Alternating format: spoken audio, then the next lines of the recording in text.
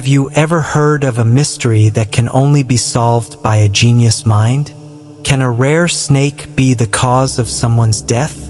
And can a person go to such dangerous lengths to improve their financial situation? In today's story, you'll uncover a secret you wouldn't expect. This is the case of the adventure of the Speckled Band. In this case, we have the famous detective Sherlock Holmes and his partner, Dr. Watson, working together. So, if you want to find out how this mystery is solved, subscribe to our channel, New Crime Story, hit the bell icon, and let's dive into this thrilling video. In glancing over minutes of the 70-odd cases, in which I have during the last 8 years studied, the methods of me friend Sherlock Holmes, I find many tragic, some comic, a large number merely strange, but none commonplace. For working as he did wrath, for the love of his art than for the acquirement of wealth, he refused to associate himself with any investigation which did not tend towards the unusual and even the fantastic. Of all these varied cases, however, I cannot recall any which presented more singular features than that which was associated with the well-known Surrey family of the Roylotts of Stoke Moran. The events in question occurred in the early days of my association with Holmes, when we were sharing rooms as bachelors in Baker Street. It is possible that I might have placed them upon record before, but a promise of secrecy was made at the time, from which I have only been freed during the last month by the untimely death of the lady to whom the pledge was given. It is perhaps as well that the facts should now come to light, for I have reasons to know that there are widespread rumors as to the death of Dr. Grimesby Roylott, which tend to make the matter even more terrible than the truth. It was early in April in the year 83 that I woke one morn, and to find Sherlock Holmes standing, fully dressed, by the side of my bed. He was a late riser as a rule, and as the clock on the mantelpiece showed me that it was only a quarter past 7, I blinked up at him in some surprise and perhaps just a little resentment, for I was myself regular in my habits. "Very sorry to knock you up, Watson," said he, "but it's Decamanloth this morning. Mrs. Hudson has been knocked up," she retorted, "upon me, and I on you." "What is it, then, a fire?" "No, Acleant. It seems that a young lady has arrived in a considerable state of excitement, who insists upon seeing me. She is waiting now in the sitting room." Now when young ladies wander about the metropolis at this hour of the morning and knock sleepy people up out of their beds, I presume that it is something very pressing which they have to communicate. Should it prove to be an interesting case, you would, I am sure, wish to follow it from the outset. It ought, at any rate, that I should call you and give you the chance. My dear fellow, I would not miss it for anything. I had no keener pleasure than in following Holmes in his professional investigations, and in admiring the rapid deductions, as swift as intuitions, and yet always founded on a logical basis, with which he unraveled the problems which were submitted to him. I rapidly threw on my clothes, and was ready in a few minutes to accompany my friend down to the sitting room. A lady dressed in black and heavily veiled, who had been sitting in the window, rose as we entered. "Good morning, madam," said Holmes cheerily. "My name is Sherlock Holmes. This is my intimate friend and associate, Dr. Watson, before whom you can speak as freely as before myself. Ha! I am glad to see that Mrs. Hudson has had the good sense to light the fire. Pray draw up to it, and I shall order you a cup of hot coffee, for I observe that you are shivering." "It is not cold which makes me shiver," said the woman, in a low voice, changing her seat as requested. "What then?" "It is fear, Mr. Holmes. It is terror." She raised her veil as she spoke, and we could see that she was indeed in a pitiable state of agitation, her face all drawn and gray, with restless, frightened eyes, like those of some hunted animal. Her features and figure were those of a woman off 30, but her hair was shot with premature gray, and her expression was weary and haggard. Sherlock Holmes ran her over with one of his quick, all-comprehensive glances. "You must not fear," said he, soothingly, bending forward and patting her forearm. "We shall soon set matters right. I have no doubt. You have come in by train this morning. I see. You know me, then?" "No, but I observed the second half of a return ticket in the palm of your left glove. You must have started early, and yet you had a good drive in a dog cart along heavy roads, for you reached the station." The lady gave a violent start and stared in bewilderment at my companion. "There is no mystery, my dear madam," said he, smiling. "The left arm of your jacket is spattered with mud in no less than 7 places. The marks are perfectly fresh. There is no vehicle save a dog cart which throws up mud in that way, and then only when you sit on the left-hand side of the driver. Whatever your reasons may be, you are perfectly correct," said she. "I started from home before 6, reached Leather Head at 20 past, and came in by the first train to Waterloo. Sir, I can stand this strain no longer.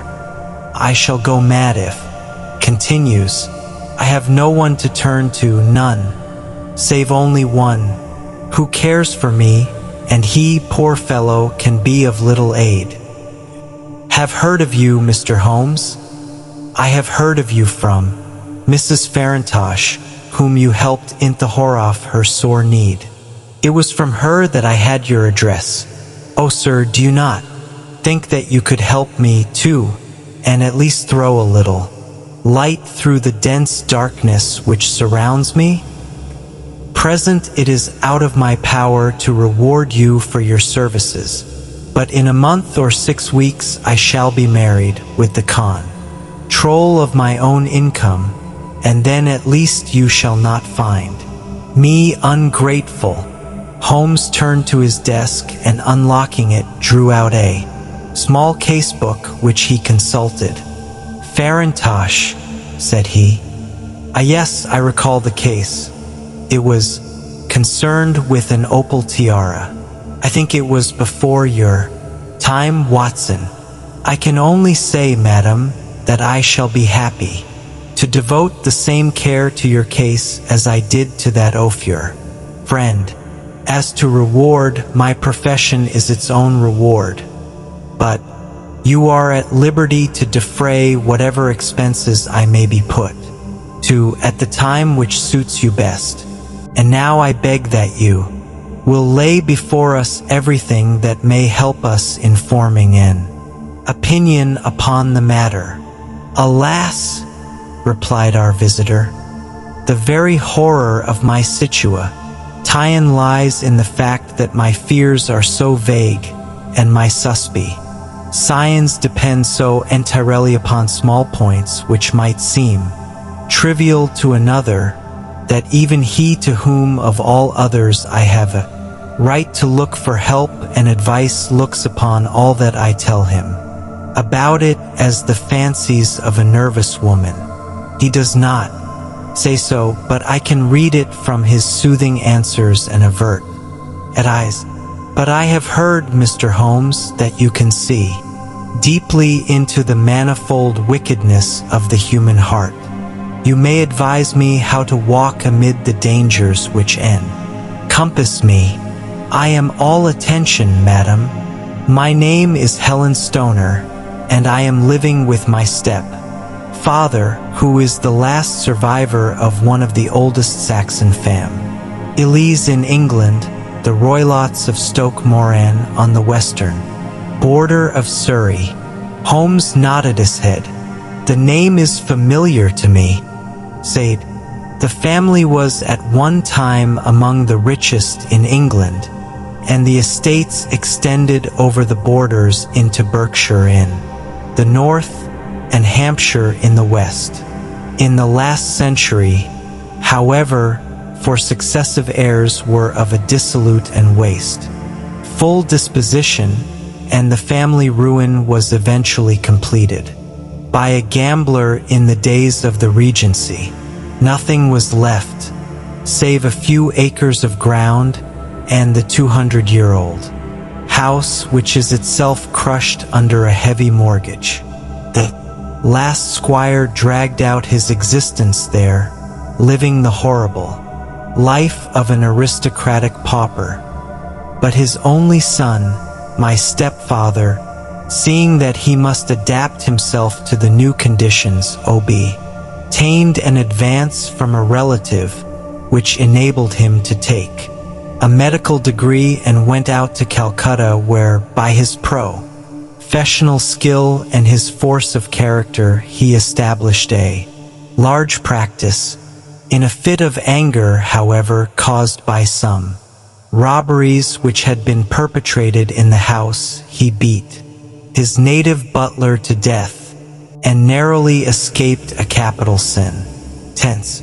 As it was, he suffered a long term of imprisonment and afterwards returned to England a morose and disappointed man. When Dr. Roylott was in India, he married my mother, Mrs. Stoner, the young widow of Major General Stoner of the Bengal Artillery. My sister Julia and I were twins, and we were only 2 years old at the time of my mother's remarriage.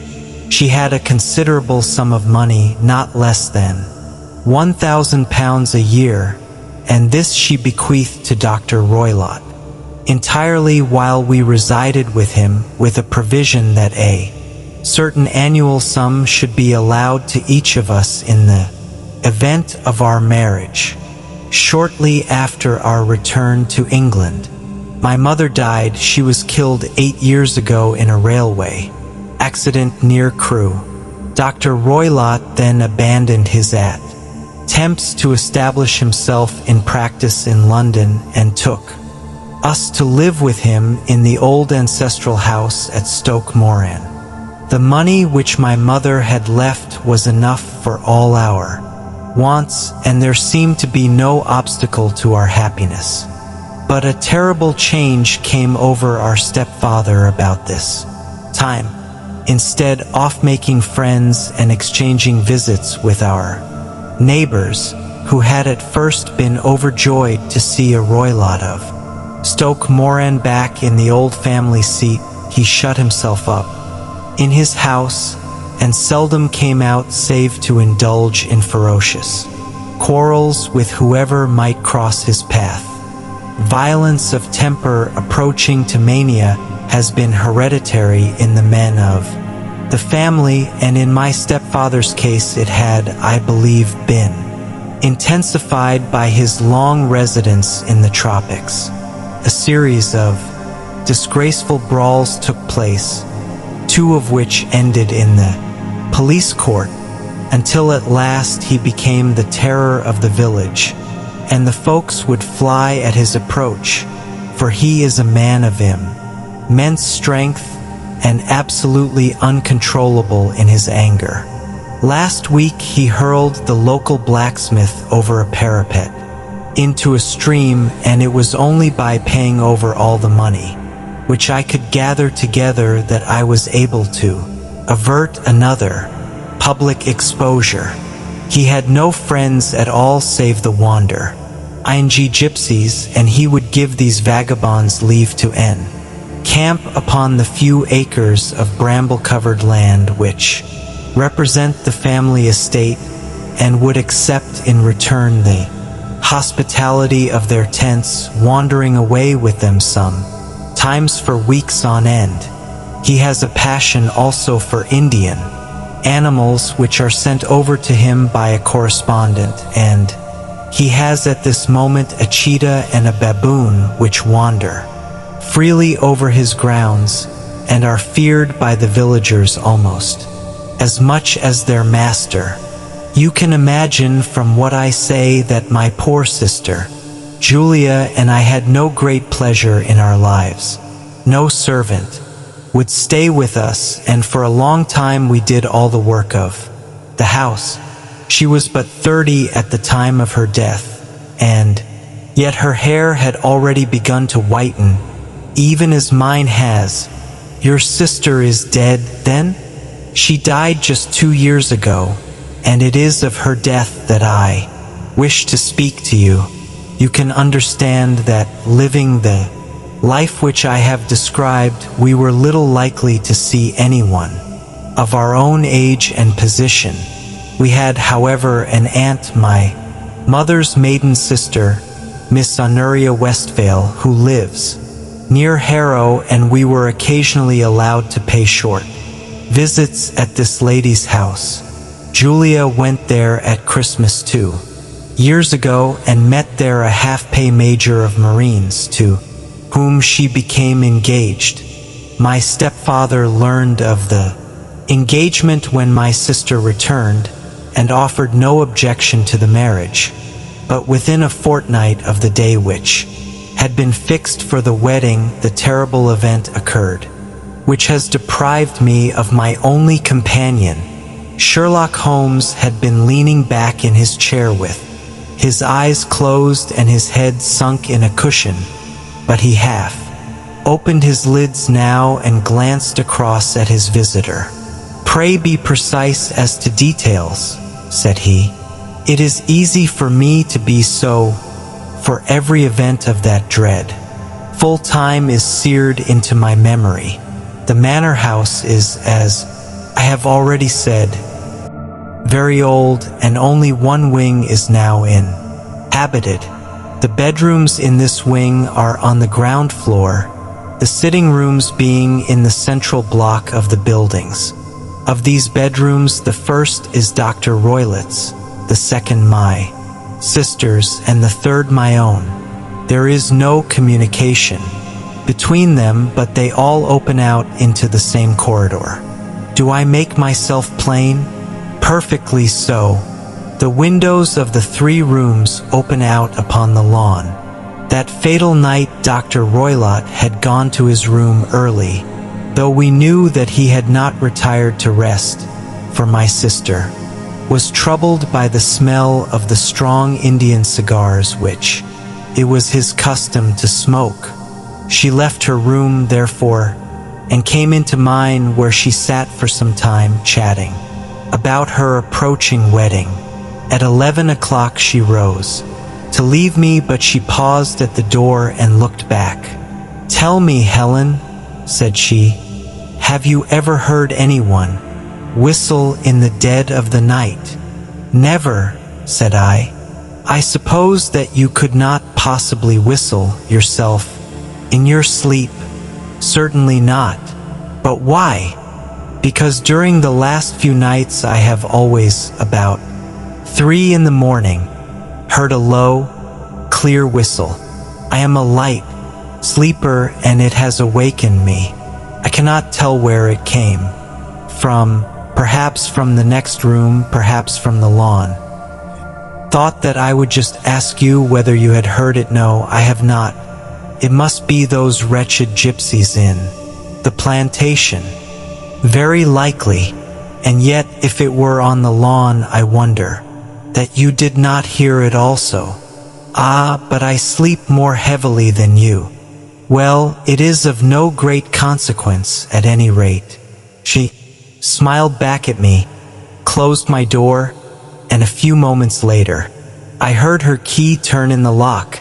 Indeed, said Holmes. Was it your custom always to lock yourselves in at night? Always. And why? I think that I mentioned to you that the doctor kept a cheetah and a baboon. We had no feeling of security unless our doors were locked. Quite so. Pray proceed with your statement. I could not sleep that night. A vague feeling of impend ing misfortune impressed me. My sister and I, you will elect were twins, and you know how subtle are the links which bind two souls which are so closely allied. It was a wild night. The wind was howling outside, and the rain was beating and splashing against the windows. Suddenly, amid all the hubbub of the gale, there burst forth the wild scream of a terrified woman. I knew that it was my sister's voice. I sprang from my bed, wrapped a shawl round me, and rushed into the corridor. As I opened my door, I seemed to hear a low whistle such as my sister described, and a few moments later a clanging sound, as if a mass of metal had fallen.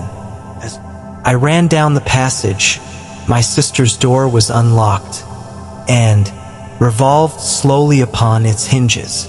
I stared at it horror-stricken, not knowing what was about to issue from it. By the light of the corridor lamp, I saw my sister appear at the opening, her face blanched with terror, her hands groping for help, her whole figure swaying to and fro like that of a drunkard. I ran to her and threw my arms round her, but at that moment her knees seemed to give way and she fell to the ground. She writhed as one who is in terrible pain, and her limbs were dreadfully convulsed. At first I thought that she had not recognized me, but as I bent over her she suddenly shrieked out in a voice which I shall never forget, "Oh my God, Helen!" It was the band, the speckled band. There was something else which she would fain have said, and she stabbed with her finger into the air in the direction of the doctor's room, but a fresh convulsion seized her and choked her words. I rushed out, calling loudly for my stepfather, and I met him hastening from his room in his dressing gown. When he reached my sister's side, she was unconscious, and though he poured brandy down her throat and sent for medical aid from the village, all efforts were in vain, for she slowly sank and died without having recovered her consciousness. Such was the dreadful end of my beloved sister. "One moment," said Holmes. "Are you sure about this whistle and metallic sound? Could you swear to it?" "That was what the county coroner asked me at the inquiry. Or why? It is my strong impression that I heard it, and yet among the crash of the gale and the creaking of an old house, I may possibly have been deceived." "Was your sister dressed?" "No, she was in her nightdress. In her right hand was found the charred stump of a match, and in her left a match box, showing that she had struck a light and looked about her when the alarm took place. That is important. And what conclusions did the coroner come to?" "He investigated the case with great care, for Dr. Roylott's conduct had long been notorious in the county, but he was unable to find any satisfactory cause of death. My evidence showed that the door had been fastened upon the inner side, and the windows were blocked by old-fashioned shutters with broad iron bars which were secured every night. The walls were carefully sounded and were shown to be quite solid all round, and the flooring was also thoroughly examined, with the same result. The chimney is wide but is barred up by for large staples. It is certain, therefore, that my sister was quite alone when she met her end. Besides, there were no marks of any violence upon her. How about poison? The doctors examined her for it, but without success. What do you think that this unfortunate lady died of, then? It is my belief that she died of pure fear and nervous shock, though what it was that frightened her I cannot imagine. Were there gypsies in the plantation at the time? Yes, there are nearly always some there. Ah, and what did you gather from this allusion to a speckled band? Sometimes I have thought that it was merely the wild talk off the Lyram, sometimes that it may have referred to some band of people, perhaps to these very gypsies in the plantation. Do not know whether the spotted handkerchiefs which so many of them wear over their heads might have suggested the strange adjective which she used. Holmes shook his head like a man who is far from being satisfied. "These are very deep waters," said he. "Pray go on with your narrative." 2 years have passed since then, and my life has been, until lately, lonelier than ever. A month ago, however, a dear friend, whom I have known for many years, has done me the honor to ask my hand in marriage. His name is Armitage, Percy Armitage, the second son of Mr. Armitage of Crane Water, near Reading. My stepfather has offered no opposing tie-in to the match, and we are to be married in the course of the spring.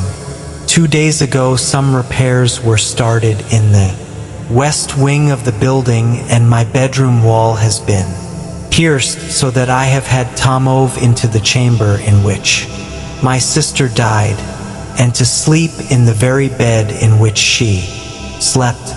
Imagine, then, my thrill of terror when last night, as I lay awake, thinking over her terrible fate, I suddenly heard in the silence of the night the low whistle which had been the herald of her own death.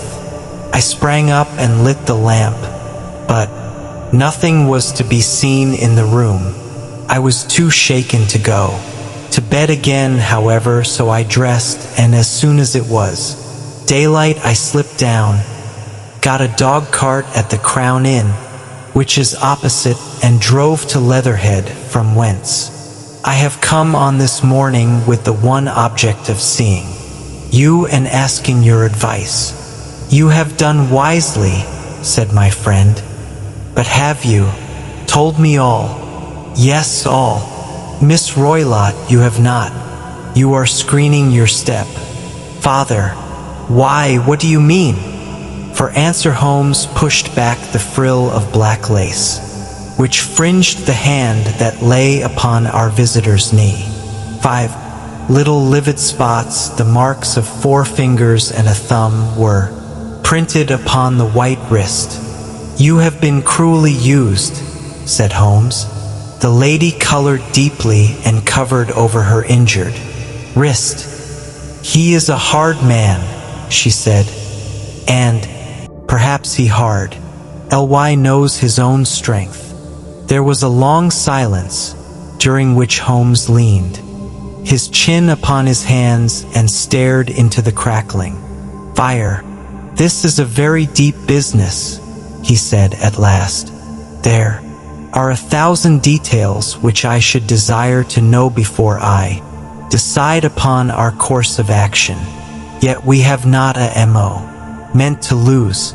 If we were to come to Stoke Moran today, would it be possible for us to see over these rooms without the knowledge of your stepfather? As it happens, he spoke of coming into town today upon some most important business. It is probable that he will be away all day, and that there would be nothing to disturb you.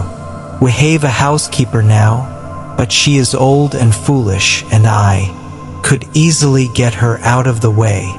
Excellent. You are not averse to this trip, Watson? By no means. Then we shall both come. What are you going to do? Yourself. I have one or two things which I would wish to do now that I am in town, but I shall return by the 12 o'clock train, so as to be there in time for your coming. And you may expect us early in the afternoon. I have myself some small business matters to attend to. Will you not wait and breakfast? No, I must go. My heart is lightened already since I have confided my trouble to you. I shall look forward to see you again this afternoon. She dropped her thick black veil over her face and glided from the room. And what do you think of it all, Watson? Asked Sherlock Holmes, leaning back in his chair. It seems to me to be a most dark and sinister business. Dark enough and sinister enough. Yet, if the lady is correct in saying that the flooring and walls are sound and that the door, window, and chimney are impassable, then her sister must have been undoubtedly alone when she met her mysterious end. What becomes, then, of these nocturnal whistles, and what of the very peculiar words of the dying woman? I cannot think. Whenio combineth ideas off whistles at night, the presence of a band of gypsies who are on intimate terms with this old doctor, the fact that we have every reason to believe that the doctor has an interest in preventing his stepdaughter's marriage, the dying allusion to a band, and finally the fact that Miss Helen Stoner heard a metallic clang, which might have been caused by one of those metal bars which secured the shutters falling back into their place. I think that there is good ground to think that the mystery may be cleared along those lines. But what, then, did the gypsies do? I cannot imagine. I see many objections to any such theory, and so do I. It is precisely for that reason that we are going to Stoke Moran this day. I want to see whether the objections are fatal or if they may be explained away. But what in the name of the devil? The ejaculation had been drawn from my companion by the fact that our door had been suddenly dashed open, and that a huge man had framed himself in the aperture. His costume was a peculiar mixture of the professional and of the agricultural, having a black top hat, a long frock coat, and a pair of high gaiters with a hunting crop swinging in his hand. So tall was he that his hat actually brushed the crossbar of the doorway, and his breadth seemed to span it across from side to side. A large face, seared with 1,000 wrinkles, burned yellow with the sun, and marked with every evil paw. Shaun was turned from one to the other of us, while his deep set, bile-shot eyes and his high, thin, fleshless nose gave him somewhat the resemblance to a fierce old bird of prey. "Which of you is Holmes?" asked this apparition. "My name, sir, but you have the advantage of me," said my companion quietly. "I am Dr. Grimesby Roylott of Stoke Moran." "Indeed, doctor," said Holmes blandly. "Pray take a seat." "I will do nothing of the kind. Miss Stepdaughter has been here. I have traced her." "What has she been saying to you?" "Its exact meaning I have been obliged to work out. The present prices of the investments with which it is concerned.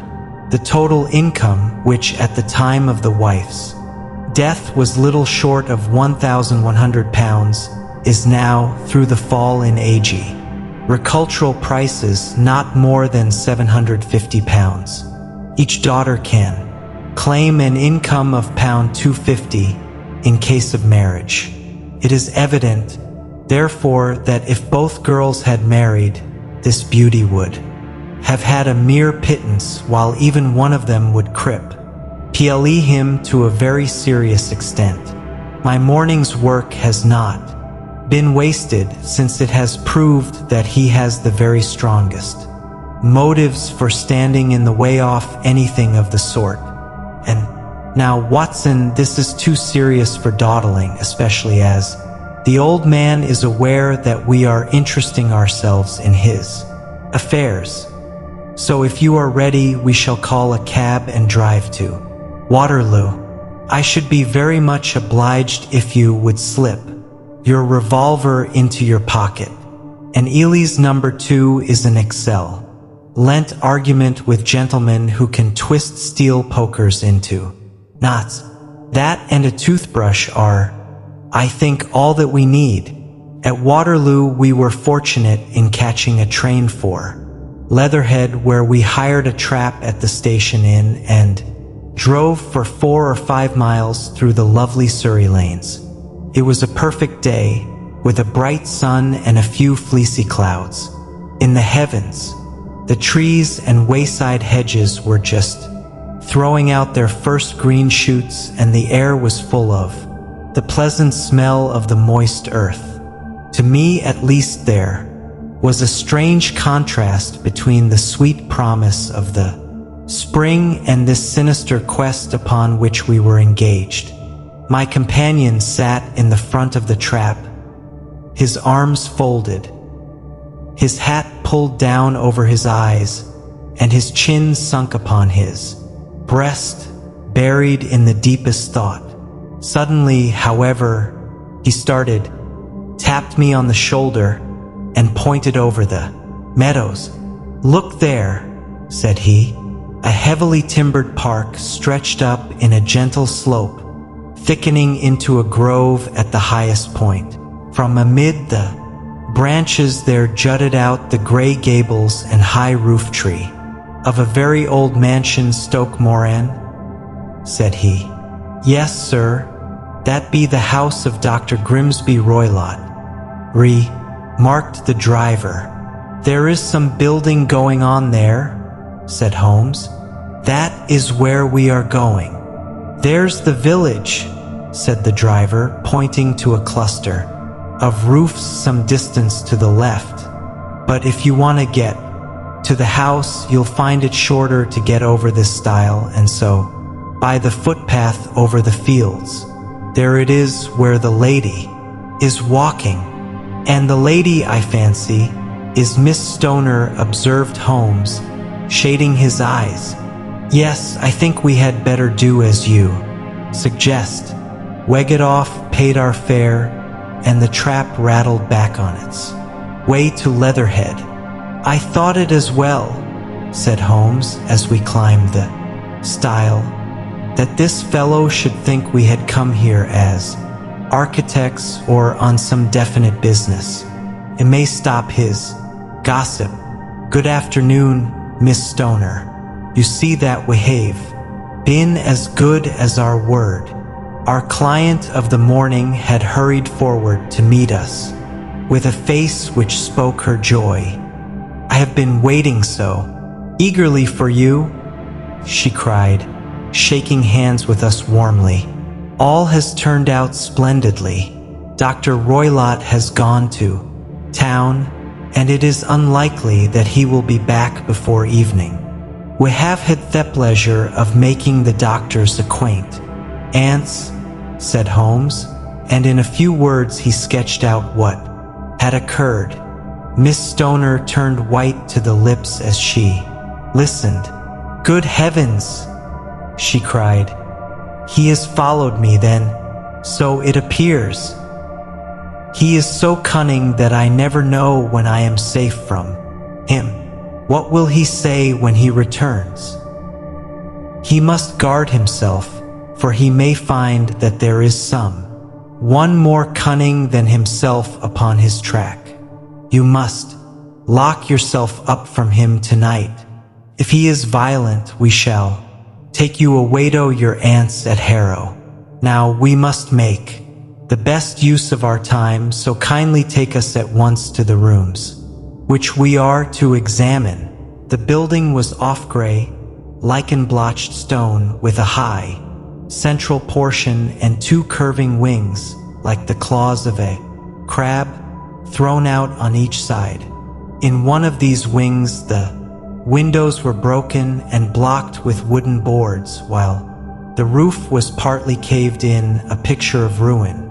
The centra portion was in little better repair, but the right-hand block was comparatively modern, and the blinds in the windows, with the blue smoke curling up from the chimneys, showed that this was where the family resided. Some scaffolding had been erected against the end wall, and the stonework had been broken into, but there were no signs of any workmen at the moment of our visit. Holmes walked slowly up and down the ill-trimmed lawn and examined with deep attention the outsides of the windows. This, I take it, belongs to the room in which you used to sleep, the center one to your sisters, and the one next to the main building to Dr. Roylott's chamber. Exactly so, but I am now sleeping in the middle 1 inch. Pending the alterations, as I understand. By the way, there does not seem to be any very pressing need for repairs. At that end wall, there were none. I believe that it was an excuse to move me from my room. Ah, that is suggestive. Now, on the other side of this narrow wing runs the corridor from which these 3 rooms open. There are windows in it, of course. Yes, but very small ones, too narrow for anyone to pass through. As you both locked your doors at night, your rooms were unapproachable from that side. Now, would you have the kindness to go into your room and bar your shutters? Miss Stoner did so, and Holmes, after a careful examine through the open window, endeavored in every way to force the shutter open, but without success. There was no slit through which a knife could be passed to raise the bar. Then with his lens he tested the hinges, but they were of solid iron built firmly into the massive masonry. "Hum," said he, scratching his chin in some perplexity. "My theory certainly presents some difficulties. No one could pass these shutters if they were bolted. Well, we shall see if the inside throws any light upon the matter." A small side door led into the whitewashed corridor from which the 3 bedrooms opened. Holmes refused to examine the 3rd chamber, so we passed at once to the 2nd, that in which Miss Stoner was now sleeping, and in which her sister had met with her fate. It was a homely little room, with a low ceiling and a gaping fireplace, after the fashion of old country houses. A brown chest of drawers stood in one corner, a narrow white counterpaned bed in another, and a dressing table on the left-hand side of the window. These articles, with 2 small wickerwork chairs, made up all the furniture in the room, save for a square of Wilton carpet in the center. The boards round and the paneling of the walls were of brown, worm-eaten oak, so old and discolored that it may have dated from the original building of the house. Holmes drew one of the chairs into a corner and sat silent, while his eyes traveled round and up and down, taking in every detail of the apartment. "Where does that bell communicate with?" he asked at last, pointing to a thick bell rope which hung down beside the bed, the tassel actually lying upon the pillow. "It goes to the housekeeper's room." "It looks newer than the other things?" "Yes, it was only put there a couple of years ago." "Your sister asked for it, I suppose?" "No, I never heard of her using it. We used always to get what we wanted for ourselves." "Indeed, it seemed unnecessary to put so nice a bell pull there. You will excuse me for a few minutes while I satisfy myself as to this floor," He threw himself down upon his face with Island's inhibitioned and crawled swiftly backward and forward, examining minutely the cracks between the boards. Then he did the same with the woodwork with which the chamber was paneled. Finally walked over to the bed and spent some time staring at it and in running highs up and down the wall. Finally took the bell rope in his hand and gatabrisk tug. Why, it's atomy, said one titering. No, it is not even attached to a wire. This is very interesting. You can see no thatatus fastened a hook just above where literally a pinion for the ventilator is. How very absurd. I never noticed that burr. Very strange, muttered Holmes, pulling at the rope. There are one or two very singular points about this room. For example, what a full builder must to open a ventila, tore into another room when, with the same trouble, he might have communicated with the outside air. That is also quite modern, said the lady. Done about the same time as the bell rope? Remarked Holmes. Yes, there were several little changes carried out about that time. They seem to have been of a most interesting character. Dummy bell ropes and ventilators which do not ventilate. With your permission, Miss Stoner, we shall now carry our researches into the inner apartment. Dr. Grimesby Roylott's chamber was larger than that of his stepdaughter, but was as plainly furnished. A camp bed, a small wooden shelf full of books, mostly of a technical character, an armchair beside the bed, a plain wooden chair against the wall, a round table, and a large iron safe were the principal things which met the eye. Holmes walked slowly round and examined each and all of them with the keenest interest. What's in here? He asked, tapping the safe. My stepfather's business papers. Oh, you have seen inside. Then, 195. Only once some years ago. I remember that it was full of papers. There isn't a cat in it, for example? No. What a strange idea. Well, look at this. He took up a small saucer of milk, which stood on the top of it. No, we don't keep a cat, but there is a cheetah and a baboon. Ah, yes, of course.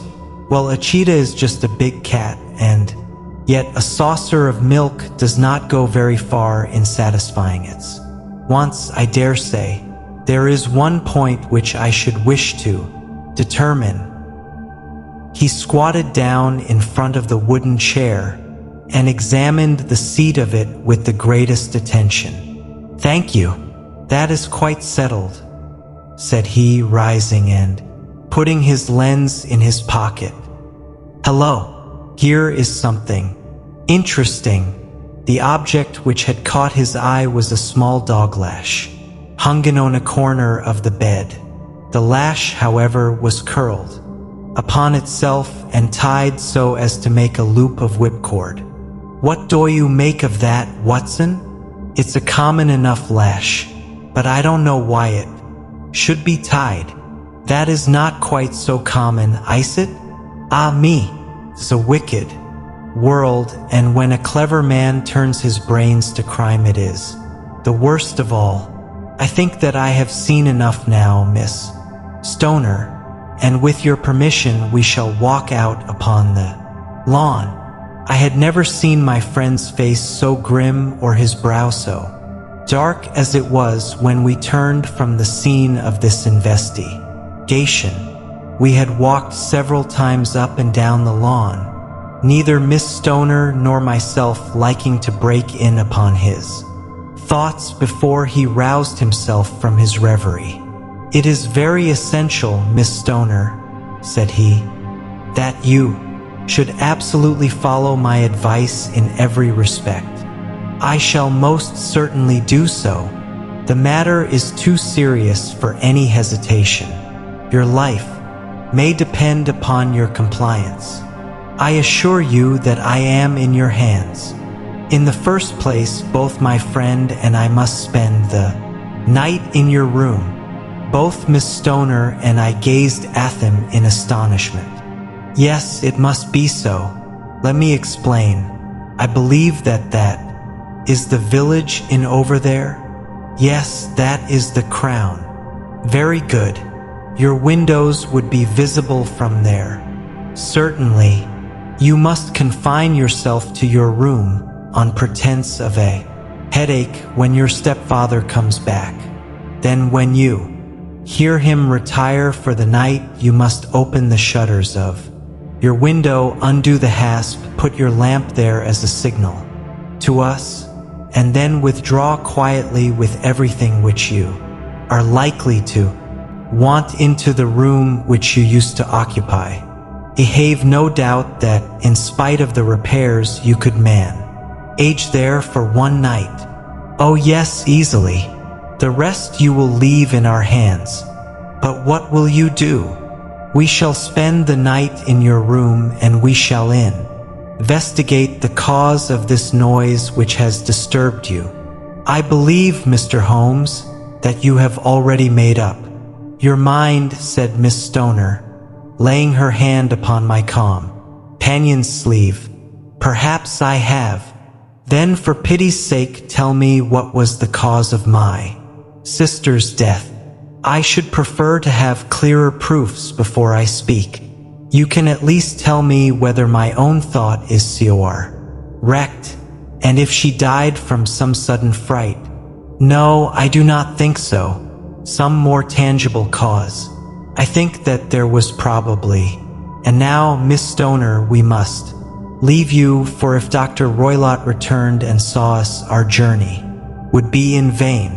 Goodbye, and be brave, for if you will do what I have told you, you may rest assured that we shall soon drive away the dangers that threaten you. Sherlock Holmes and I had not a faculty in engaging Abed, room and sitting room at the Crown Inn. They were on the upper floor, and from our window we could command a view of the avenue gate and of the inhabited wing of Stoke Moran Manor House. At dusk we saw Dr. Grimesby Roylott drive past, his huge form looming up beside the little figure of the lad who drove him. The boy had some slight difficulty in undoing the heavy iron gates, and we heard the hoarse roar of the doctor's voice and saw the fury with which he shook his clenched fists at him.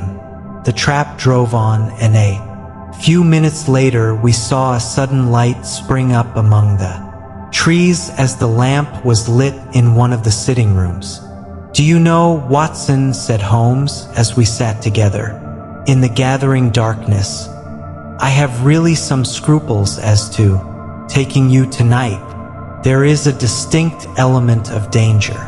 Can I be of assistance? Your presence might be invaluable. Then I shall certainly come. It is very kind of you. You speak of danger. You have evidently seen more in these rooms than was visible to me.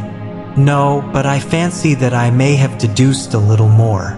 I imagine that you saw all that I did. I saw nothing remarkable save the bell rope, and what purpose that could answer, I confess, is more than I can imagine. You saw the ventilator too? Yes, but I do not think that it is such a very unusual thing to have a small opening between two rooms. It was so small that Eric Cowled hardly passed through. I knew that we should find a ventilator before ever we came to Stoke Moran. Middear Holmes. Oh yes, I did. You remember in her statement she said that her sister could smell Dr. Roylott's cigar. Now, of course, that suggested at once that there must be a communication between the two rooms. It could only be a small one, or it would have been remarked upon at the coroner's inquiry. Deduced a ventilator. But what harm can there be in that? Well, there is at least a curious coincidence off dates. Ventilator is made, a cord is hung, and a lady who sleeps in. The bed dies. Does not that strike you? I cannot as yet see any connection.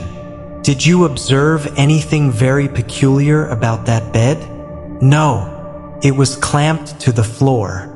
Did you ever see a bed fastened like that before? I cannot say that I have. The lady could not move her bed.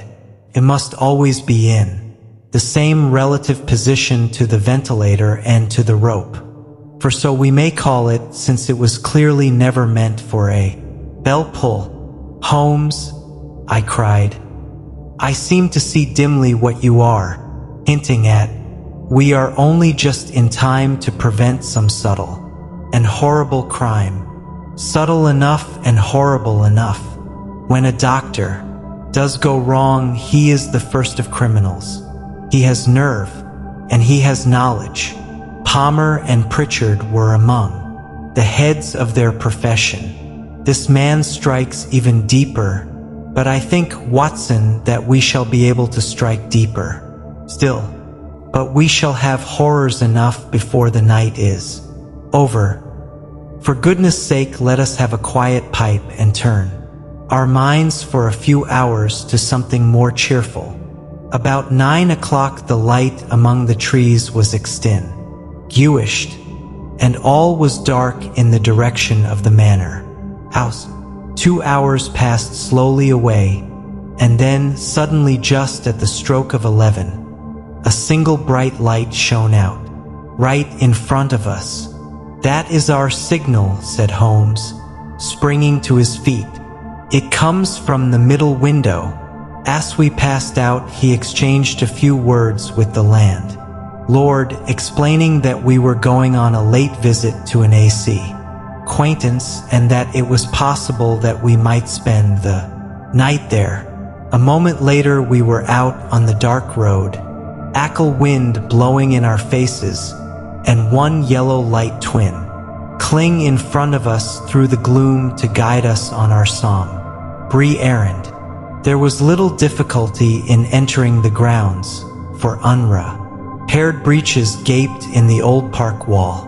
Making our way among the trees, we reached the lawn, crossed it, and were about to enter through the window when out from a clump of laurel bushes there darted what seemed to be a hideous and distorted child, who threw itself upon the grass with writhing limbs and then ran swiftly across the lawn into the darkness. My God, I whispered. Did you see it? Holmes was for the moment as startled as I.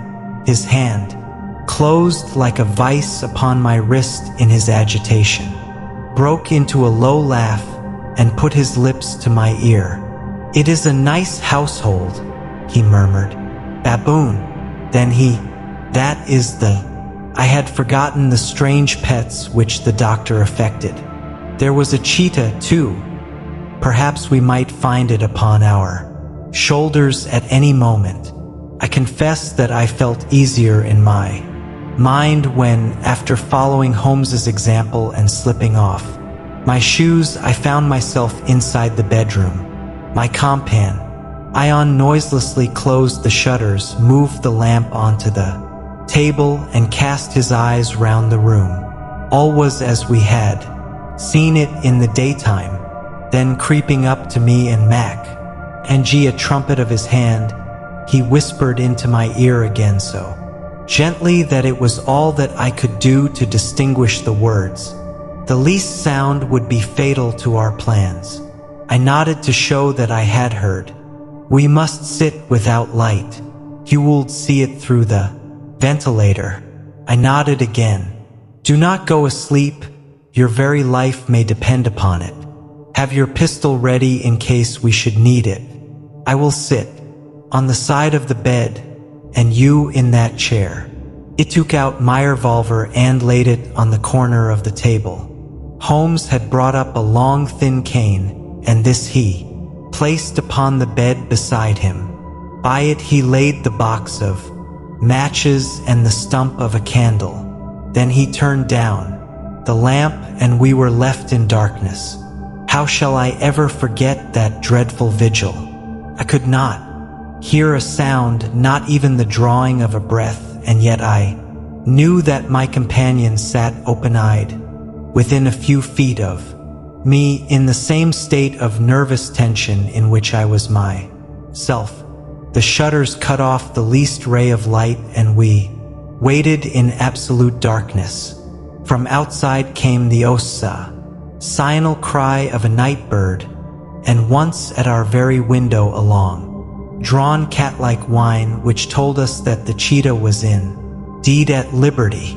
Far away we could hear the deep tones of the parish clock, which boomed out every quarter of an hour. How long they seemed, those quarters! 12 struck, and 1 and 2 and 3, and still we sat waiting silently for whatever might befall. Suddenly there was the momentary gleam of a light up in the direction of the ventilator, which vanished immediately, but was succeeded by a strong smell of burning oil and heat and metal. Someone in the next room had lit a dark lantern. I heard a gentle sound of movement, and then all was silent. Once more, though the smell grew stronger. For half an hour I sat with straining ears. Then suddenly another sound became audible, a very gentle, soothing sound, like that of a small jet of steam escaping continually from a kettle. The instant that we heard it, Holmes sprang from the bed, struck a match, and lashed furiously with his cane at the bell pull. "You see it, Watson?" he yelled. "You see it!"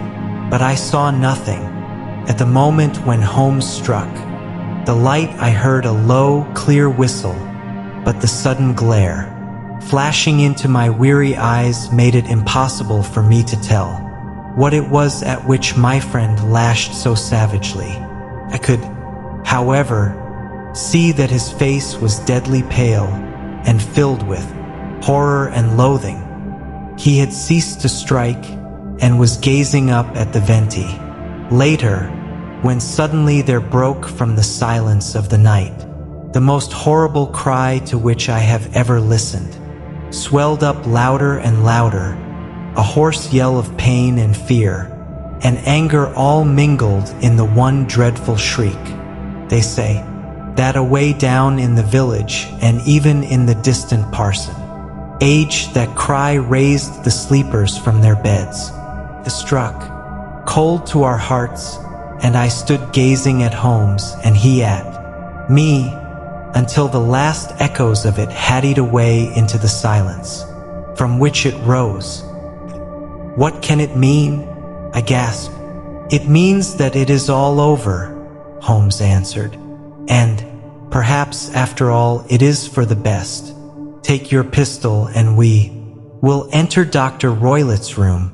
With a grave face he lit the lamp and led the way down the corridor. Twice he struck at the chamber door without any reply from within. Then he turned the handle and entered, I at his heels with the cocked pistol in my hand. It was a singular sight which met our eyes. On the table stood a dark lantern with the shutter half open, throwing a brilliant beam of light upon the iron safe, the door of which was ajar. Beside this table, on the wooden chair, sat Dr. Grimesby Roylott, clad in a long grey dressing gown, his bare ankles protruding beneath, and his feet thrust into red heel-less Turkish slippers. Across his lap lay the short stock with the long lash which we had noticed during the day. His chin was cocked upward, and his eyes were fixed in a dreadful, rigid stare at the corner of the ceiling. Round his brow he had a peculiar yellow band with brownish speckles, which seemed to be bound tightly round his head. As we entered, he made neither sound nor motion. "The band! The Speckled band!" whispered Holmes. I took a step forward. In an instant his strange headgear began to move, and there reared itself from among his hair the squat diamond-shaped head and puffed neck of a loath. Some serpent. "It is a swamp adder!" cried Holmes. "The deadliest snake in India. He has died within 10 seconds of being bitten. Violence does, in truth, recoil upon the violent, and the schemer falls into the pit which digs for another. Let us thrust this creature back into its den, and we can then move Miss Stoner to some place off shelter, and let the county police know what has happened." As he spoke, he drew the dog whip swiftly from the dead man's lap, and throwing the noose round the reptile's neck, he drew it from its horrid perch, and carrying it at arm's length, threw it into the iron safe, which he closed upon it. Such are the true facts of the death of Dr. Grimesby Roylott of Stoke Moran. It is not necessary that I should prolong a narrative which has already run to too great a length, by telling how broke the sad news to the terrified girl, how we conveyed her by morning train to the care of her good aunt at Harrow, of how the slow process of official inquiry came to the conclusion that the doctor met his fate while discreetly playing with a dangerous pet. The little which I had yet to learn of the case was told maybe Sherlock Holmes. As we traveled back next day, I had said, "Comato, an entirely erroneous conclusion, which shows Mr. Watson how dangerous it always is to reason from insufficient data. The presence of the gypsies, and the use of the word band, which was used by the poor girl, no doubt to explain the appearance which she had caught. A hurried glimpse of by the light of her match were sufficient to put me upon an entirely wrong scent. I can only claim the merit that I instantly reconsidered my position when, however, it became clear to me that whatever danger threatened an occupant of the room could not come either from the window or the door. My attention was speedily drawn, as I have already remarked to you, to this ventilator and to the bell rope which hung down to the bed. The discovery that this was a dummy, and that the bed was clamped to the floor, instantly gave rise to the suspicion that the rope was there as bridge for something passing through the hole and coming to the bed. The idea of a snake instantly occurred to me, and when I coupled it with my knowledge that the doctor was furnished with a supply of creatures from India, I felt that I was probably on the right track. The idea of using a form of poison which could not possibly be discovered by any chemical test was just such a one as would occur to a clever and ruthless man who had had an Eastern training. The rapidity with which such a poison would take effect would also, from his point of view, be an advantage. It would be a sharp-eyed coroner, indeed, who could distinguish the two flea-dark punctures which would show where the poison fangs had done their work. Then I thought of the whistle. Of course he must recall the snake before the morning light revealed it to the victim. He had trained it, probably be the use of the milk which we saw, to return to him when some moaned. Hewald put it through this ventilator at the hour that he thought best, with the certainty that it would crawl down the rope and land on the bed. It might or might not bite the occupant. Perhaps she might escape every night for a week, but sooner or later she must fall a victim. I had come to these conclusions before ever I had entered his room. An inspection of his chair showed me that he had been in the habit of standing on it, which of course would be necessary in order that he should reach the ventilator. The sight of the safe, the saucer of milk, and the loop of whip cord were enough to finally dispel any doubts which may have remained. The metallic clang heard by Miss Stoner was obviously caused by her stepfather hastily closing the door Ophi's safe upon its terrible occupant. Having once made up my mind, you know the steps which I took in order to put the matter to the proof. I heard the creature hiss, as I have no doubt that you did also, and I instantly lit the light and attacked it, with the result of driving it through the ventilator, and also with the result of causing it to turn upon its some of the blows of my cane. Master at the other side came home and roused it upon the first person it saw. In this way I am no doubt directly responsible for Dr. Grimesby Roylott's death, and I cannot say that it is likely to weigh very heavily upon my snakish temper, so that it flew. Science. So, in the end, we discovered the truth behind this case and learned that things are not always as they seem at first.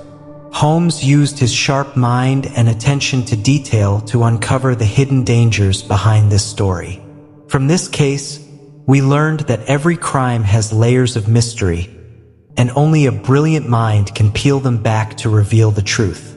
What did you think of our crime story? Let us know in the comments, and don't forget to subscribe to our channel for more crime stories and real-life mysteries.